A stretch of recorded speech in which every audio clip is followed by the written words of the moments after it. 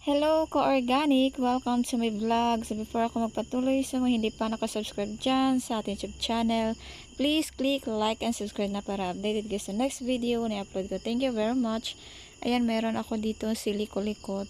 Harvest ko ito dito sa farm. Ayan, dito mismo yung galing.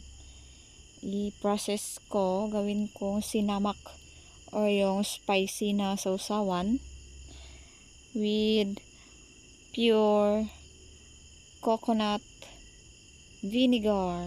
Ayan po. So, masarap yung sausawan pag super dami ng sili. Ayan. So, yan yung gagamitin ko sa paggawa ng sinamak or sausawan. Ayan. So, yan lang muna for today's video. Thank you for watching and see you in the next vlog. Go organic! Sili, kolikot.